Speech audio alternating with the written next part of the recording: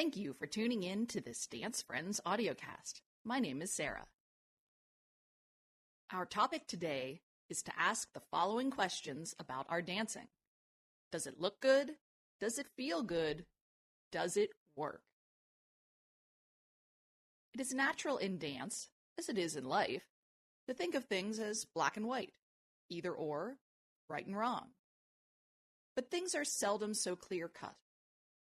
In our dance lessons and classes, we are always seeking guidance, and it can be tempting to enshrine the answers we receive as definitely right, casting everything else as clearly wrong.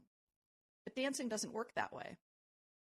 Social dance is, above all, an art, but also in some ways a science. It involves the freedom to be creative and expressive, but we must always be experimenting, figuring out what works and what doesn't, and how to take the skills we have and make them better. The activity of social partner dancing has both artistic elements and technical elements. And because of the latter, it is easy to fall into the old scholastic trap of thinking there must be a right answer and a wrong answer. But because social partner dancing is experiential, improvisational, and interactive, there is no cookie-cutter standard that works for everyone in all situations. My students hear me say this all the time, over and over, to the point where they are probably sick of hearing it. But whenever someone seeks a definitive or clear-cut answer from me, whenever a student or dance partner chastises him or herself for being wrong, it bears repeating. There is no right or wrong in dancing. There is only the following set of questions by which you can measure your dancing. Does it look good? Does it feel good? Does it work?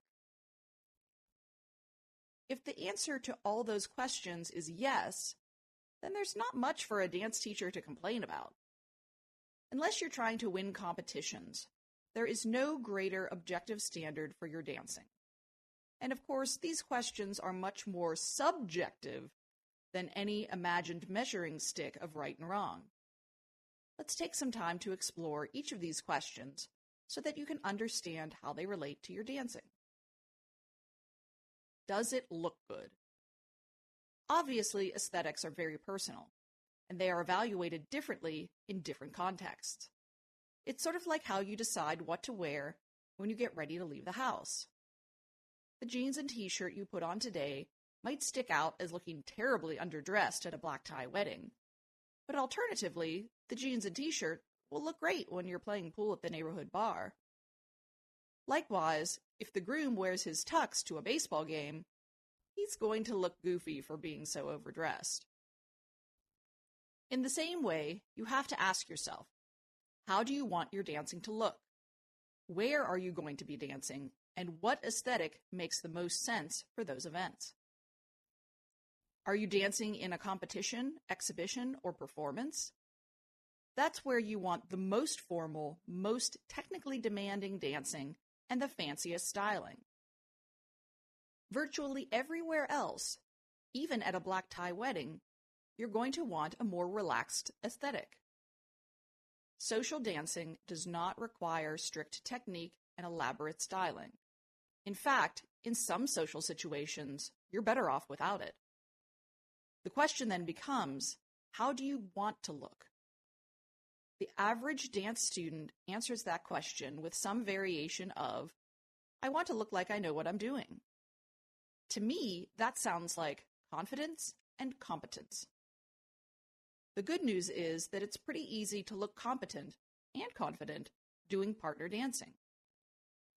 What creates that look is less about adding flourishes and more about getting rid of oddities, paring things down to an aesthetic that looks fundamentally comfortable.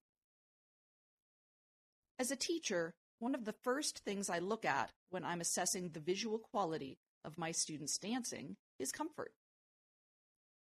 If dancers look comfortable, chances are they are having a good time and confident in what they're doing. If something they are doing looks uncomfortable, chances are that it also feels uncomfortable, both to them and to their dance partners.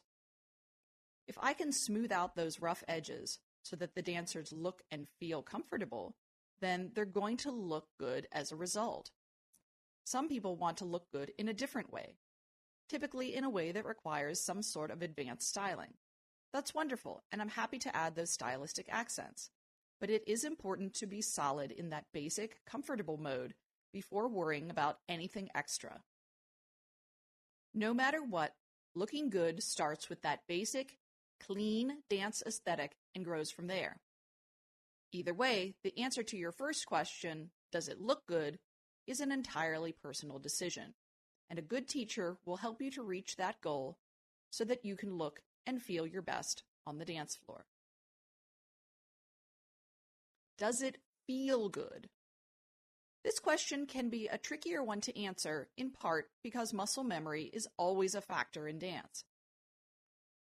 That's because anything new that you're learning will feel inherently less comfortable when you first learn it than it will after you've been practicing it regularly for a span of time. Still, even despite the mental and physical effort of writing new moves and new techniques into your muscle memory, your dance moves should not be painful or overly burdensome.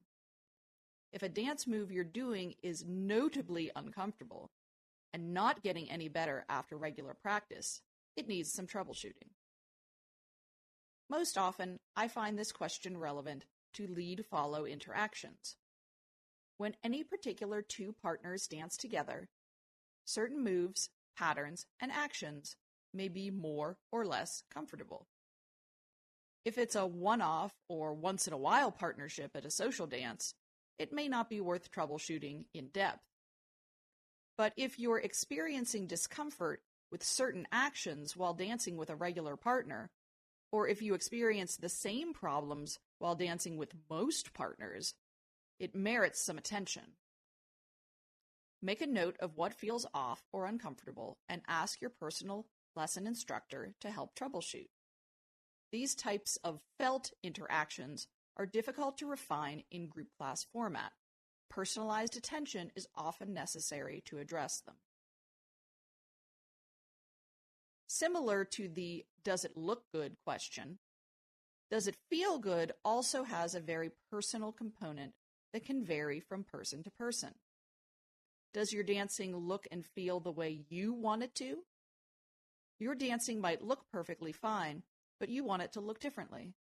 Your dancing might be perfectly comfortable, but you want it to have more flow, more movement, more precision. Personal goals most certainly figure into the answer when you ask yourself these questions. It looks good, but I want it to look better, or it feels good, but I want it to feel different, are both perfectly legitimate answers to these questions.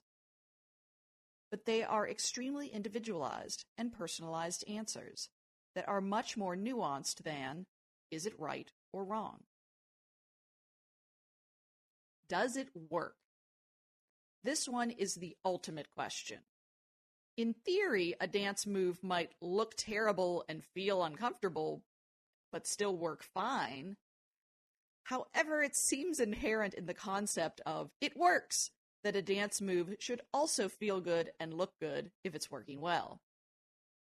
In social dancing, nothing, technically, is off limits. You can do anything you want as long as you can make it work. Make up your own steps, mix multiple dances to the same song, dance fundamental elements with different timings. It's all fair game as long as it works. This includes making sure you can communicate it well to your partner, and it's ideal if you're doing it on purpose, though happy accidents definitely have their place in good dancing. But you are perfectly welcome to violate any rules you've been taught, as long as you can make it work. In reality, there are no rules, there's only good dancing. Anything you've been taught that sounds like a rule is actually a dance floor observation that's been communicated to you. Contrary to popular imagination, dance teachers don't sit around a conference table deciding what counts as good dancing. All of the patterns, techniques, and styling we teach are things that happened first on the dance floor. Good dancers did cool things that matched well to the music, and everyone who watched them said, "Oh wow, that looks great." And after watching these good dancers, people were motivated to figure out what they were doing that looked so cool and worked so well. Good dancing happens because good dancers do it. Learning to dance is simply the effort of trying to replicate what other good dancers have already done. If you're creative enough, you can invent cool things to do on the dance floor. Everything you've ever learned from a dance teacher is a tool in your toolkit. You can use them to create anything you want as long as it looks good, it feels good, and it works. Thank you for listening, and be sure to look for more articles and audiocasts on our website, pittsburghdancer.com.